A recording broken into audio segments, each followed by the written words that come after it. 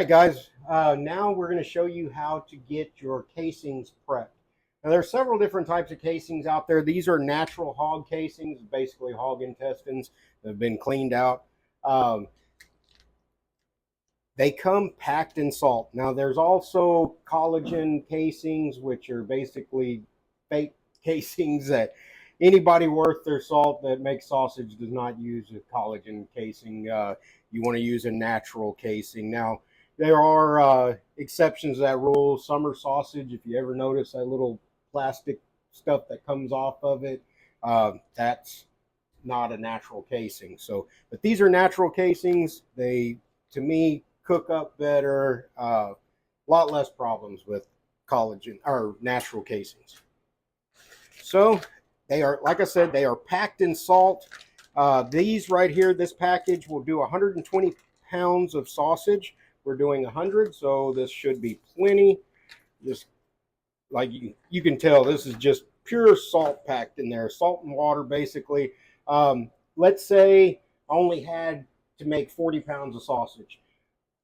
I could always, when I'm done, take this, pack it full of salt again, add a little bit of water, throw it in a Ziploc bag or my vacuum sealer bags, and store it, and it'll be good for the next time. So if you don't use all of them and you want to save them, just grab some salt, pack it, you'll probably pour like half a can of salt just to get it right again. So, but anyway, we have to get all this salt off of them before we do it. We're about 8 hours away before we're going to do any stuffing. So I go ahead and do it now. That way, when we do start stuffing, they're ready to go.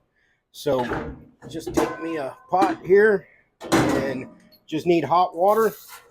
And you're just going to start spraying them and try to get the salt off. Basically just washing them.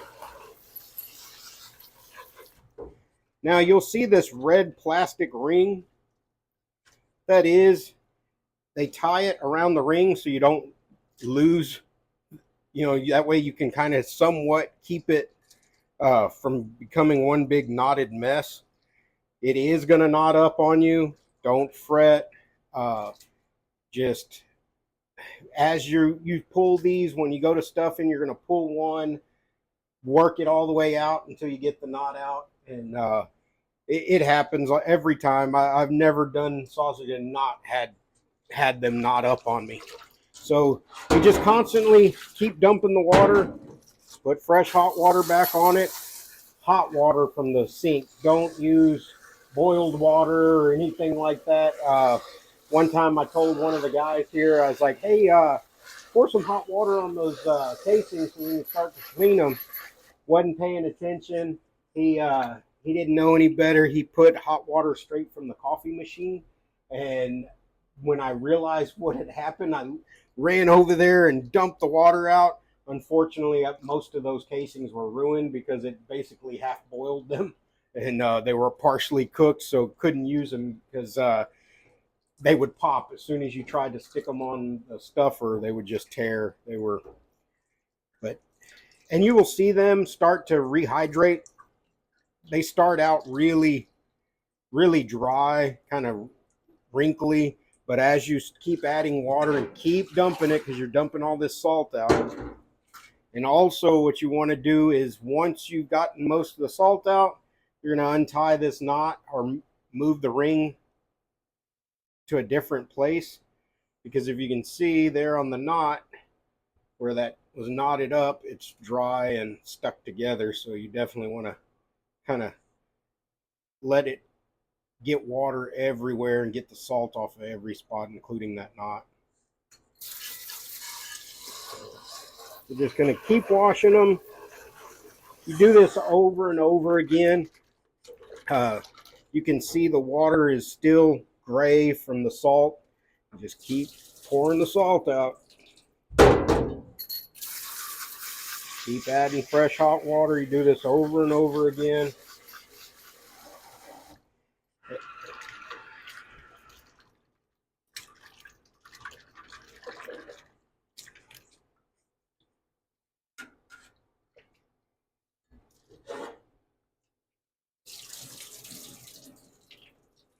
After I've done this probably about 10 times or better, it starts to look pretty fairly clean.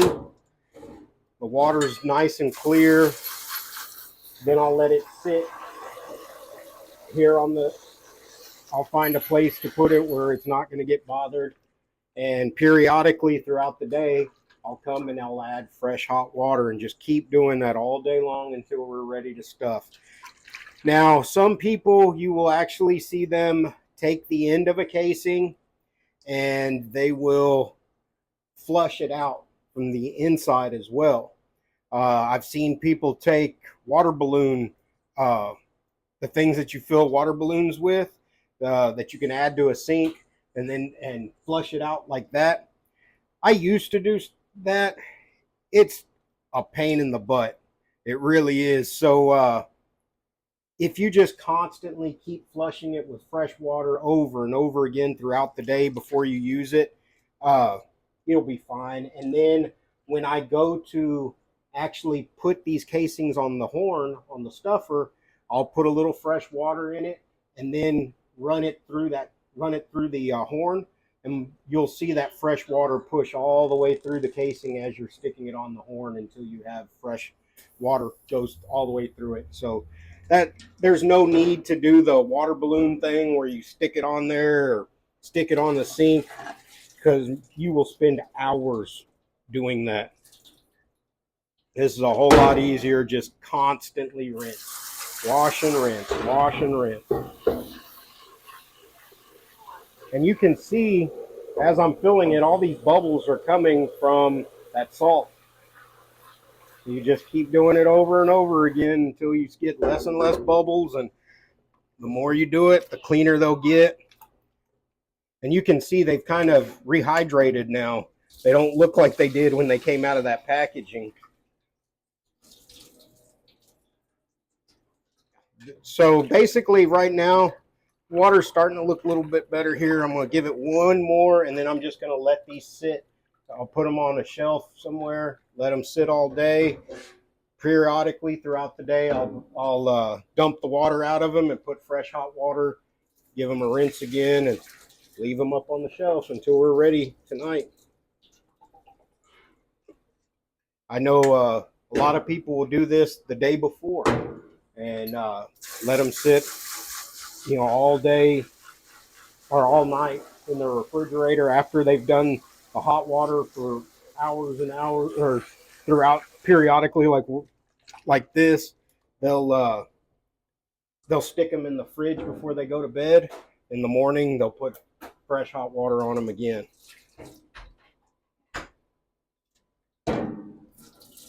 That water's starting to look pretty clean. Doesn't look like there's much salt left. And you can see now they don't look like they did when they came out of that out of the packaging. They were all wrinkly and kind of almost dehydrated looking. Now they've rehydrated and look a whole lot better. So we're going to add more hot water on here and just set them on a shelf, and throughout the day I'll keep rinsing them out, periodically every hour or so until we need them tonight. All right, we're ready to start stuffing our sausage. As I said earlier, we have to add water before you run it through your stuffer.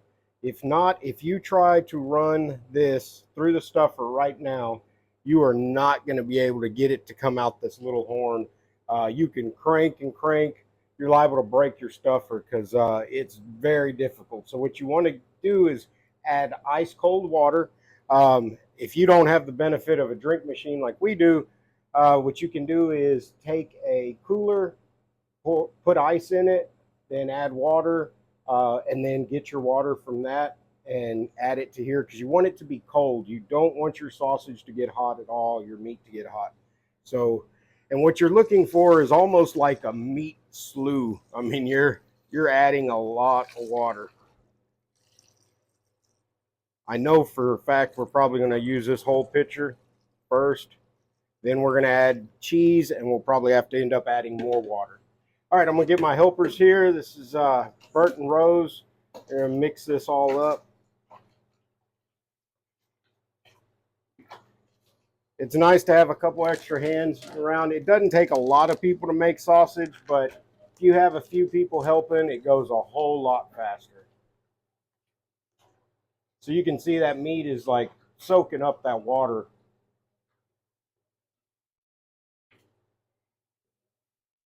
This isn't going to change your flavor. It's not going to, thin it out.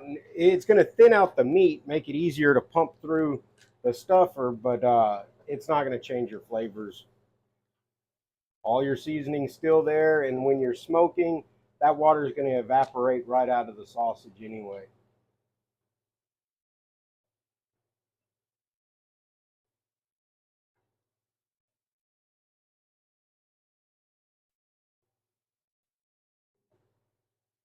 You definitely want to have some big tubs like these. You can you can order them online. They call them meat lugs.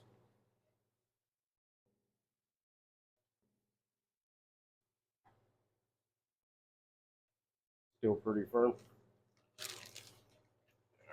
We're going to add some more water.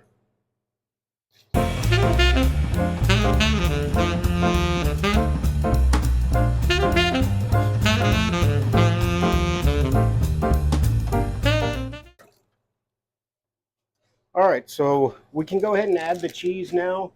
Um, like I said, never add cheese while you're grinding. After you grind, once you add your water, you can start adding your cheese.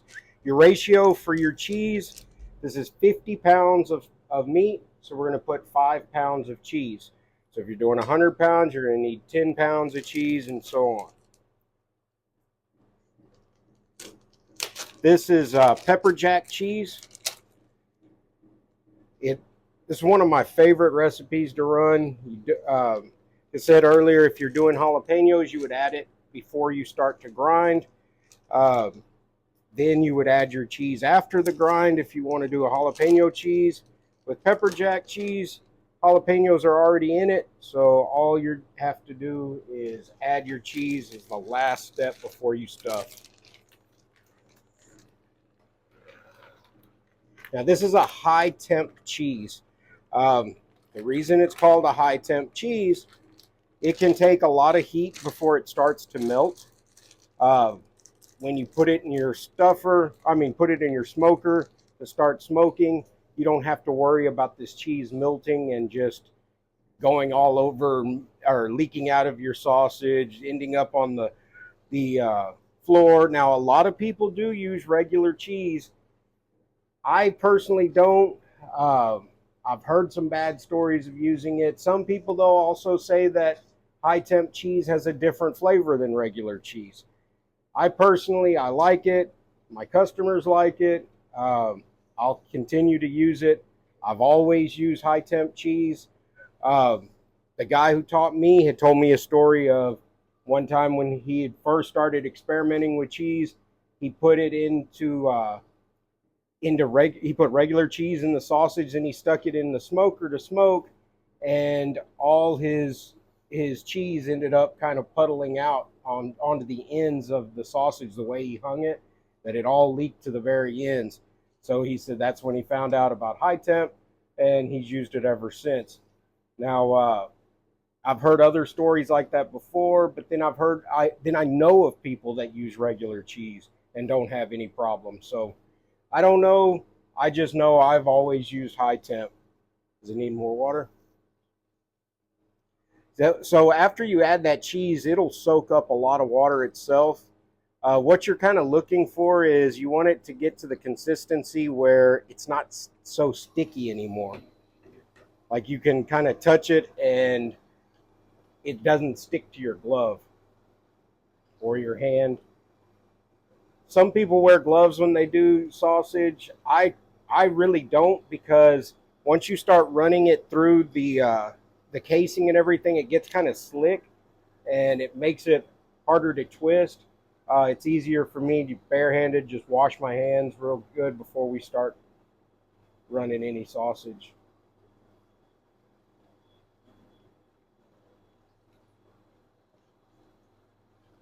There are even some stuffers that you can hook up straight to a water hose, turn your water on, and it pumps water out as it's going through the stuffer. Those are really nice.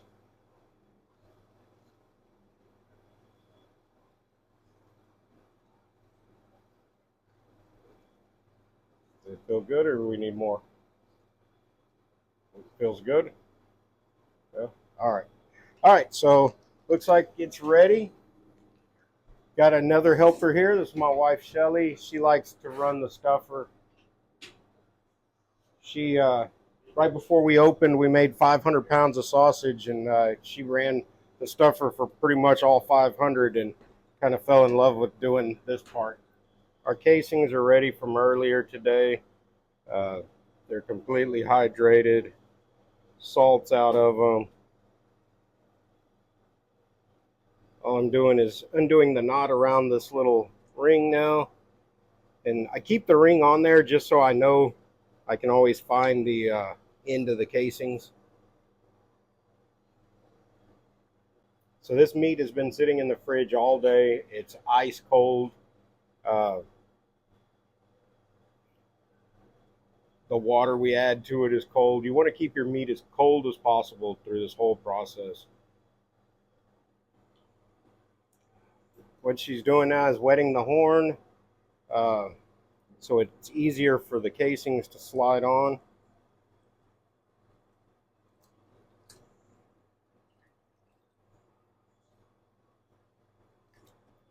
So sometimes you'll find, yeah, it'll twist.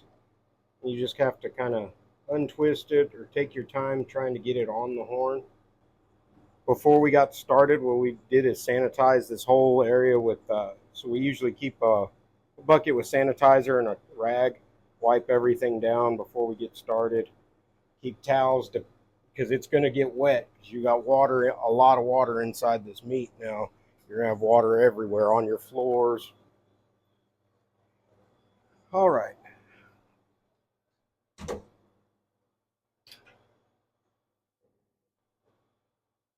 So as it's going to come down, you're going to see the fill up with air before it starts actually pushing meat out. And once you start getting pockets, stop. You want to pop those with your knife, let some of that air out.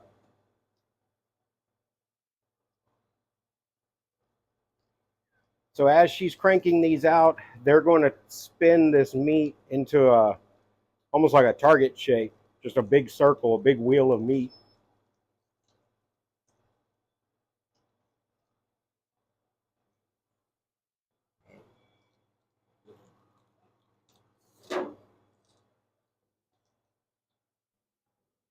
So all they're doing is just kind of keeping it out of her way so it's not just falling everywhere.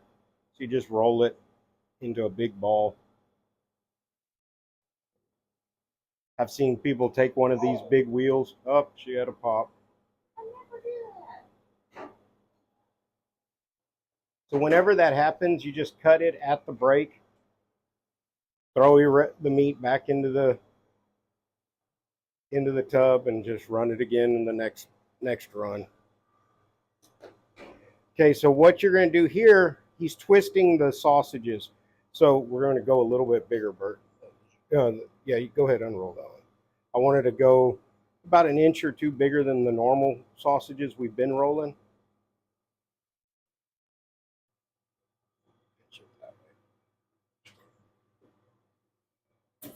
Okay, so let's do them about that big. So what you're going to do on your first one, whatever direction you make that first turn, the next one has to be the opposite direction, because if not, you will untwist these. And what you want is your links to constantly twist. So this one, if you go that direction, then the next one, you just kind of pinch the casing until you kind of make it like a little weak spot there, and then you can turn. You're just going to go the opposite direction.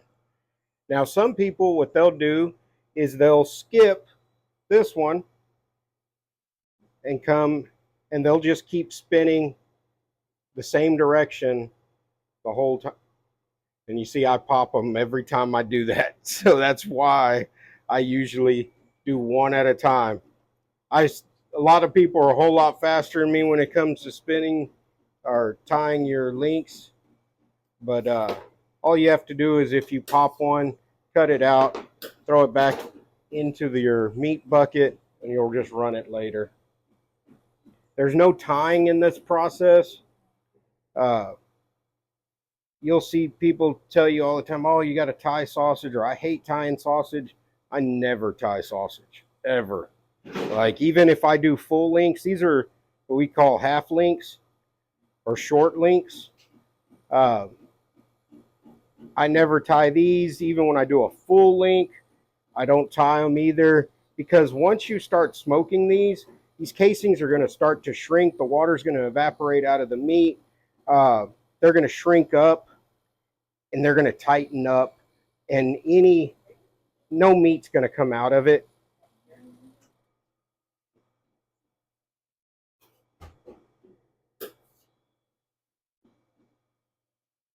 See, and right there is a prime example.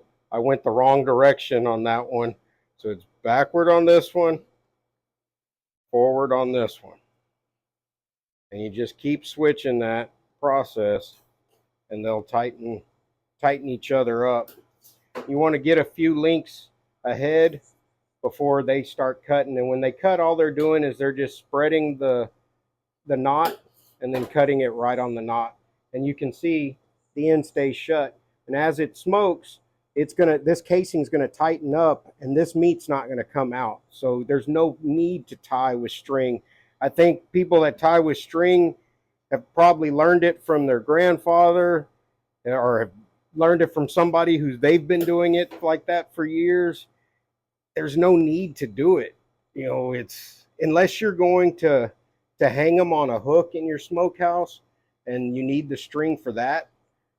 But other than that, to me, it's just a waste of time.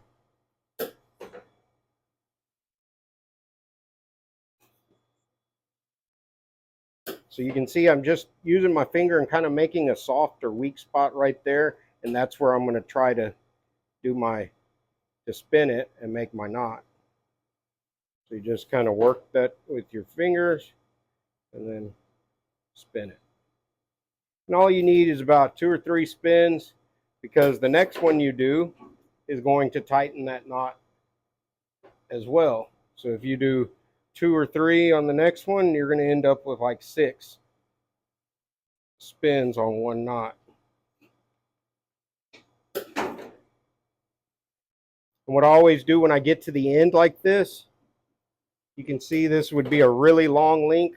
What I do is I just bend it in half, find the halfway point, that's where I spin it.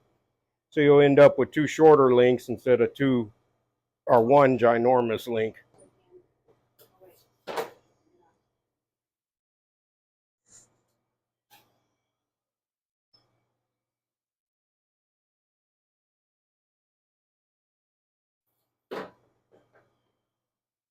And then we just stack them back into a bucket or another bin. That bin is going to go into a refrigerator tonight.